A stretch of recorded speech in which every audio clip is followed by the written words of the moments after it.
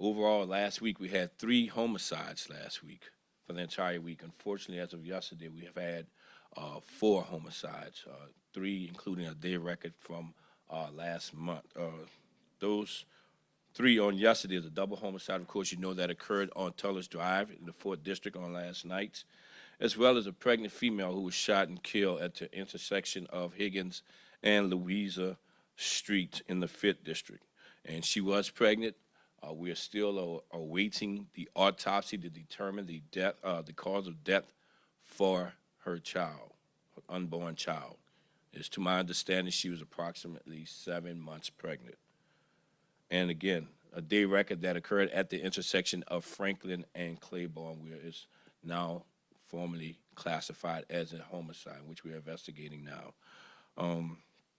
Over the last week, 16 shootings, 4 of which are cleared by arrest or warrant, 1 that is a justified shooting in itself. 6 armed robberies, 2 of which are carjackings, 46 auto burglaries, and 34 auto thefts. Overall, what we've seen is a reduction in our rate of increases of crimes for the last few weeks. So we're continuing to see, consistently seeing a reduction week by week in some of our crimes that we've had some concerns with. Nevertheless, this is not a time or a moment to claim a big win. We still understand and know that there's much more work that must be done. But I just would like to speak to a few of significant arrests that we've made over the last week. Our VOWS unit teamed up with U.S. Marshals, arrested a 23-year-old Laird Johnson for a shooting that occurred on July 23rd at the intersection of Phillip and Laurel Street. During a search warrant, we recovered 2 handguns and an assault weapon with extended magazine. One of the weapons were actually stolen from Kenner. On last Wednesday, our 6th District detectives arrested a 27-year-old Jamerick Hensley for a shooting that occurred on July 19th at the intersection of Chippewa and Louisiana. During that search, we recovered another stolen weapon. In total, we recovered or seized 21 guns off the streets of New Orleans on last week. Armed robberies, we had an armed robbery. Of the 6 armed robberies, we had 1 that was resulted in the warrant of an Anthony Moss, 50-year-old Anthony Moss, that occurred on last Friday, August 13th, in the 3000 block of Toledano. I want to commend the men and women of the 6th District for that quick follow-up in determining who was responsible for this crime.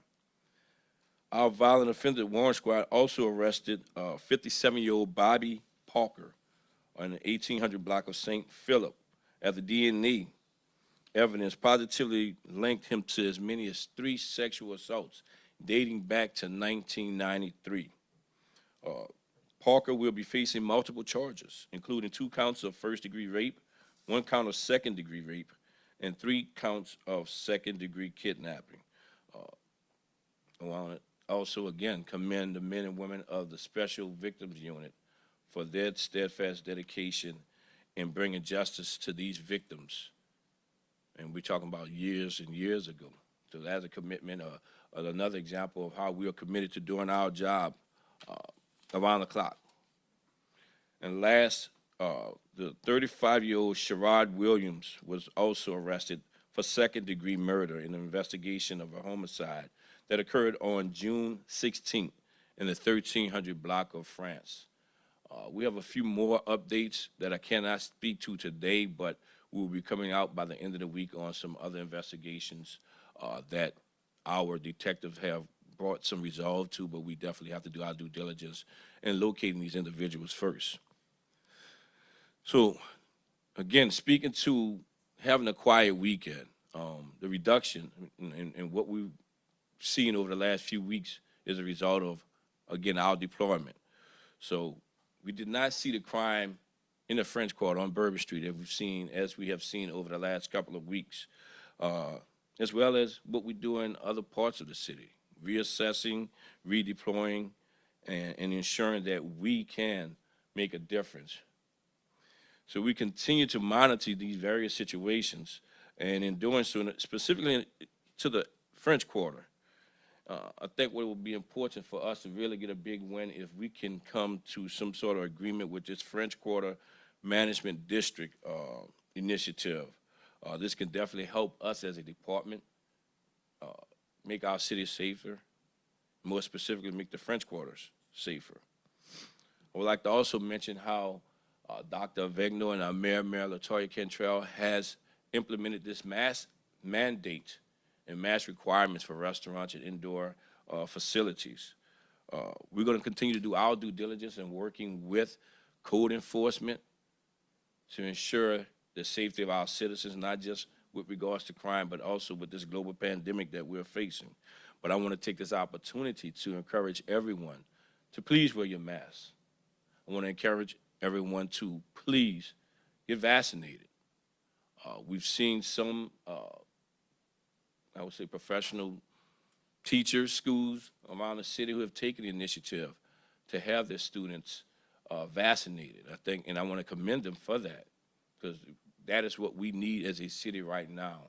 I'm no medical expert, but in listening to the data that has been presented to us, we know that our youth are just as vulnerable, just as they're able to pass this on, I guess you would say, to someone else. So we need to make sure that we are all vaccinated if we can be vaccinated. So in conclusion, as always, and I say this every week, and I will continue to say this every week, we here at the New Orleans Police Department are committed to the safety of our citizens, be it violent crime, be it a global pandemic. We are committed, and we will remain engaged. And we've shown that through proactive engagement and through our follow-up investigations that have resulted in arrest. So every day we will continue this redeployment, we will continue this assessment to do what is best for the citizens and visitors of New Orleans. Gary, I'll answer any questions. Fine. Now, I know you're still waiting on the autopsy for the unfortunate situation of the 7-month woman that was shot, but would you be able to tell us where she was wounded or any other information about this incident? No, right now it's still all under investigation. I mean, we have an autopsy on her as well to determine all of those facts that is important and critical to our investigation.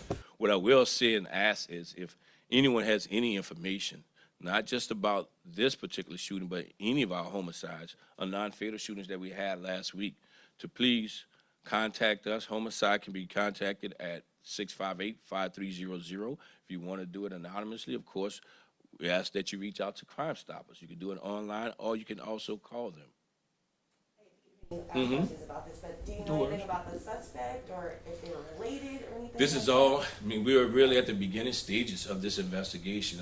What I have given you is all that I can actually say right now, because we really don't have much to this investigation. We are relying on citizens, if they've seen anything, to tell us what they've seen. As always, we rely on family members who may have heard anything, if they can relay any information to us as well. Has the family been notified yet? Some of the family has, to my understanding, they have been notified, yes. Okay, and then I have a few questions about the chase and the crash in Lakeview. Now, it was mentioned that it was a traffic violation, but I also heard that there were drugs as well involved. So, and I want to clear this up as well. Did the person stop and then speed off, or did they never stop? So let me say something about this pursuit. We attempted to conduct a traffic stop. The vehicle initially attempted or appeared to comply by pulling over. LSP, our partners at the state police, was responding to that traffic stop to assist. And just as our officers were about to exit their vehicle, the perpetrator vehicle pulled off, at which time a pursuit ensued by state police. And from there, I really don't have much more information. State police took control of the investigation from then on. Natasha?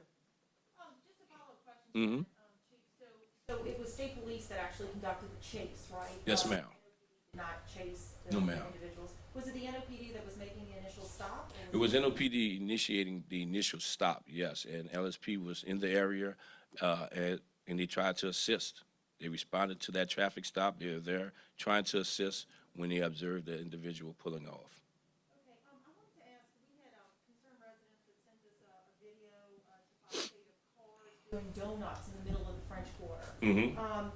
And you mentioned that you guys want to work with the French Quarter Management District Initiative. If you can just talk a little bit about that, I know that that crime may seem minor, but it is something that I think the residents there are frustrated with, the things that are happening in the French Quarter.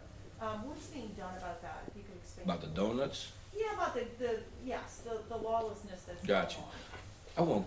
I won't classify it as lawlessness. I think that's too strong of a word. Lawlessness. I think, everywhere throughout the city we have our different challenges, especially with regards to the donuts and things of that nature. I mean, what you're seeing in the French Quarter is kind of unique now because you really have more residents in the French Quarter than what you've had in the past, and as a result of individuals hanging down there, living down there now, they're drawing that attention to the quarter. So I commend our 8th District, just as I stood here last week and spoke about how 8th District was able to shift their deployment. One weekend we had multiple people injured as a result of gunfire on Bourbon Street, and the rest was made. The following weekend, we had another individual, another shooting in which multiple individuals were injured as a result of gunfire. But officers were right there on the spot. The officers called the call in. So that was the result of that redeployment. And then in continuing to do so, this weekend we did not see any of that activity on Bourbon. So we have to, shuffle our deployment around on a daily basis. What I will say to the business owners as well as the residents of the French Quarter, just as I say to every community within the city of New Orleans, we are committed to their safety. We continue to work with them, but if you see something, no matter how minute you may think it is, call it in. Give us an opportunity to address it. And if you have video footage, work with our detectives. Get that to them as well so they can conduct a follow-up. And I think we were able to show that before when we had the vehicles doing the donuts before on Julia Street. We were able to identify 2 individuals responsible for that. Go back to the chase really quickly. Mm-hmm. I know you guys have a decree that you're hoping to end soon. Does this chase encourage you guys to hopefully start doing chases on your own and not have to call leadership or anything? Well, I mean, first of all, with regards to pursuits, we do not have a no pursuit policy. We do pursue for certain crimes, so we do not have a no pursuit policy, but everything has to be done in decency and in order. And when I say in decency and in order, I mean we have to be conscious of the public safety as well as our officer safety when we're talking about conducting a pursuit. So absolutely, if an officer is going to engage in a pursuit, he or she will still have to ask for permission from their supervisor and take into consideration all of these different components while asking for that permission. Thank you very much. I'll give it one more. Go ahead. Last one. Now, Louisiana State Police is handling the crash at this point, I'm guessing. Would you at all know if the 1-year-old was related to the suspects at all? I have to ask you to reach out to LSP with that because it is their investigation. All right, Thank you.